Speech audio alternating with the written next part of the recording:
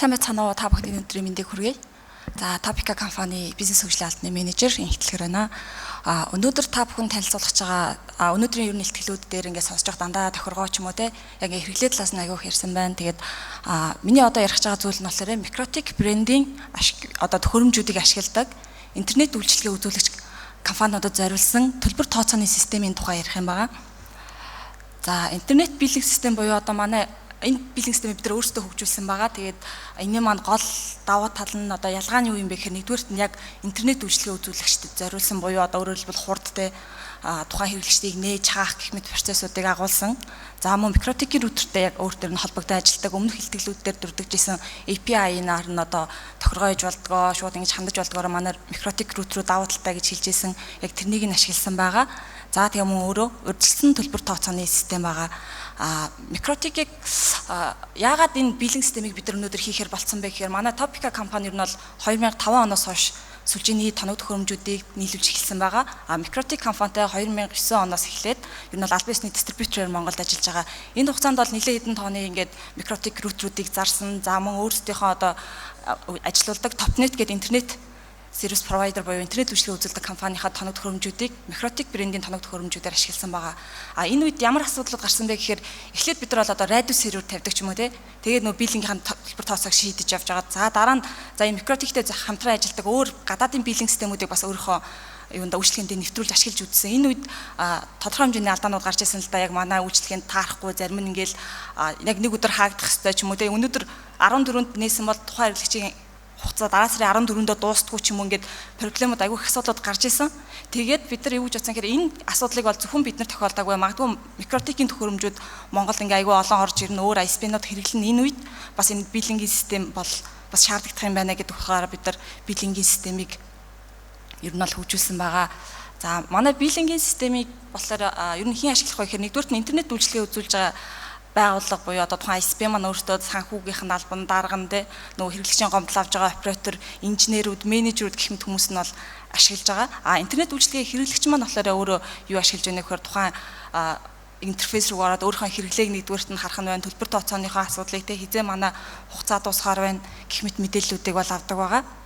За энэхүү програмыг хөгжүүлэхдээ ер нь бол үндсэн 4 модулд хувааж бид нар хөгжүүлсэн. Нэгдүгээрт нь бүртгэлийн хэсэг, хоёрдугаарт нь тайлангийн хэсэг, гуравдугаарт нь тохиргоо буюу одоо яг нөгөө төхөөрөмжтэй холбогдож байгаа хэсэг, дөрөвдүгээрт нь зурвас буюу одоо хэрэглэгчтэйгээ харилцаж байгаа хэсэг гэсэн юм үндсэн 4 модулаас энэхүү програмаа хөгжүүлсэн байгаа.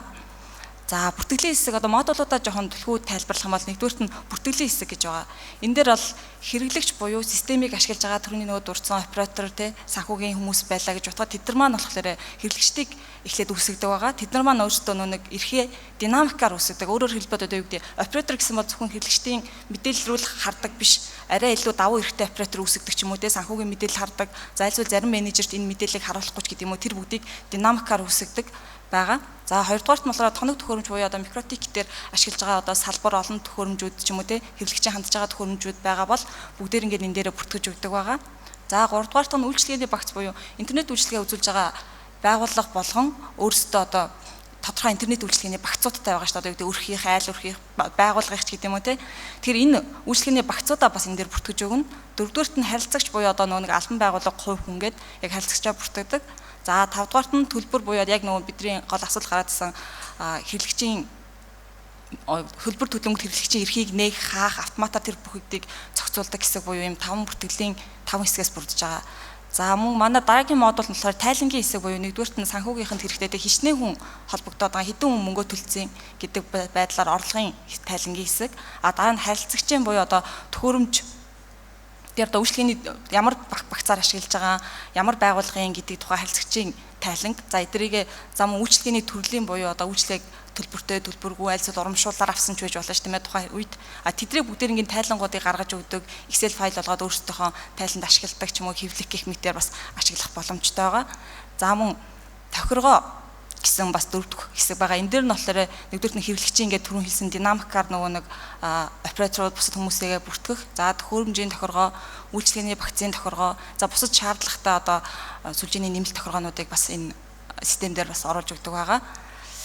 За ингээд манай биллингийн системийн ерөнхий харагдах байдал нь энэ байна. Одоо л яг Topnet интернет үйлчлэгээ үзүүлэгчдэр ISP-дээр ашиглаж байгаа. Тэгээд яг хэрэглэгчдийн мэдээлэл харагдахгүй байгаа сте тий. Энэ дээр болохоор яг бүх мэдээлэл айгу шууд харагдахаар байгаа тийм. Тэгээд энийг дараачихын байдлаас харах юм бол үндсэн цэсүүдийн одоо ерөнхийдөө тайлбарлаж өгье. Ерөнхийдөө 10 цэсээс бүрдэж байгаа манай биллингийн програм маань.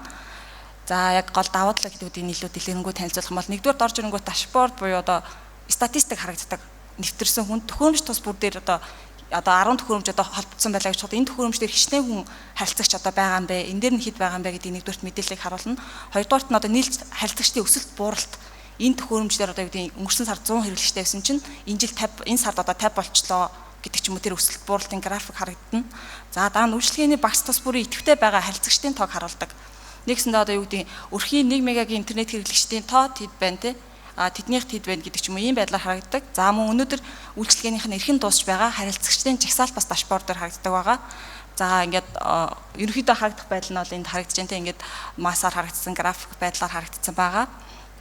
За сүлжээний тооны төхөөрөмжийн хэсгүүд байгаа. Энэ дээр нь болохоор бүртгэлтэй байгаа микротик рутер тус бүртээ автоматар холбогдсон зэрэг аюу олон төхөөрөмжийг удирдах харуулах боломжтой юм хэсэг байгаа. За мөн төхөөрөмжийн төлбөрийг давхар харуулдаг. За тухайн микротик одоо холбогдсон байгаа рутер маань ассан байна уу, траст байна уу, ямар нэгэн асуудал гарсан байна уу гэдэг статусыг бас энэ хэсэг дээр харуулдаг байгаа. За одоо энэ бол ногоорцны хэсгүүд байгаа шүү дээ. Энэ дээр харж байгаа. Энэ хэсэг нь бол яг бүх төхөөрөмжүүд бол идэвхтэй актив ашиглагдаж байна. Асуудал гараагүй байна гэдгийг харуулж байгаа. За төлбөрийн мэдээлэл буюу одоо төлбөртэй холбоотой хэсэг. Өмнө нь бид нар бас нэг гадаадын хөгжүүлсэн биллингийн системийг яг микротик дээр ажилладаг биллингийн системийг ашиглаж байхад ямар асуудал гарч ирсэн гэхээр төлбөр төлөөд нөгөө хүн ингээд хугацаанд дуусчаад тэр хүн бол ямар ч интернет ашиглах боломжгүй болох ёстой шүү дээ. Уг нь бол тэгжээтэл нөгөөх маань систем дээр болохоор дууссан гэж харагдсан мөртөө цаанаа одоо юу гэдэг хэрэглээ яваад идэг ч юм уу те урсгал трафик явдаг. Нэгсэндээ микротикийн рутер дээр яг бүрэн хаач чадахгүй ч юм уу тийм асуудлууд гарч ирсэн. Тэгэхээр энэ асуудлыг бол энэ дээр бол манайх бүрэн шийдвэрлэж чадсан байгаа. Нэгсэндээ хэрэглэгч өнөөдөр үйлчлэгээ нийлэгдлээ яг 1 сар автоматар 1 сарын дараа автоматар хаагддаг. Ийм үйлчлэгийг бол энэ дээр бол тэд тохиргоонуудыг нь бол бүгдийг нь хийж өгөх боломжтой байгаа. За төлбөртэй холбоотой дараагийн асуудал нь болохоор хоногийн сонголт буюу одоо ингээд ISP-нуудад тулгардаг нэг асуудал нь юу юм гэхээр сүлжээний доголдол гардаг ч юм уу те. За аль эсвэл ингээд нэг урамшуул зарлал промошн 3 хоног манайхыг авахын тулд та 3 хоног хэрэглээд үзээрэй. За аль эсвэл 3 хоног нөө сүлжээ тасарсан нөгөөдгөө гагнах гал ингээд айгу удаад ч юм уу асуудал гарсан үед хоног нөхөж өгөх шаардлагатай болдог. Гэтэл энийг ч нөгөө шийдвэрлэхийн тулд чинь яадаг вэ гэхээр заавал санхүүгээр явдаг ч юм уу аль эсвэл нэг айгу процесс нь хүндрэлтэй болоод ирдэг байхгүй. Тэгэхээр энэ дээр болохоор манайх энэ дээр хоногийн сонголт буюу одоо нэг зөвшөөрөлтэй хэрэглэгчдийг 3 хоногоор 1 хоногоор 5 хоногоор 7 хоногоор ч юм уу өссөн хэмжээгээрээ нээж өгөх боломжтой болгож өгснөөрөө илүү хялбар байгаа. За хоногийн сонголтын интерфейс нь ерөнхийдөө харагдах байдал байна. За мөн хэрэглэгч буюу одоо нэг ашиглаж байгаа хүмүүсийн мэдээллүүдийг засдаг хэсэг маань одоо л харагдахдаа админ маань бол анх үүсгэхдээ бол тухайн хүмүүсийг үүсгэж байгаа шүү дээ. Энэ ийм хүмүүсийн системд нэвтэрнэ. Ингээд ийм мэдээллүүдэд хандах боломжтой байна гэдгийг зааж өгч байгаа. За мөн бусад дансны мэдээлэл, харилцагч, үйлчлэгээний багц, захидал, баннер гэх мэт ерөнхийдөө ийм хэсгүүдээс бүрдэж байгаа. За цаашдаа бол манай биллингийн систем маань болохоор санхүүгийн тайлангуудаа илүү өргөжүүлэх, хөгжүүлэх, за банкны системтэй холбох, дараа талбарт үйлчлэгээний модуль гэх мэт нэмэх зүйлүүд бол зөндөх явагдаж байна. Тэгээд микротикийн хэрэглэгчид та бүхнээс үүдийн ийм асуудлыг нь яаж шийдэх вэ? Бидэрт ийм асуудал тулгардаг гэдэг өөрсдөө асуудлыг тавих юм бол бид нар дараагийнхаа хөгжүүлэлтэн дээр нь бол та нарын санал хүсэлтийг нэмээд оруулж ирэх боломжтой байгаа. За ер нь бол манай Topika компани бол одоо Монгол улсад микротикийн бараа бүтээгдэхүүнийг нийлүүлж энэ хөдөө орон нутагт ISP-нуудад за альсвал вайрлес сүлжээ ч юм уу те үүсгэхээр та бүхэн зэгж байгаа бол манайхаас тоног төхөөрөмжүүдийг мөн биллингийн цогц найдвартай системийг худалдаа авах бүрэн боломжтой байгаа. Тэгээд та бүхний технологийн хувьд хамтран ажиллахдаа таатай ах болно. За баярлалаа.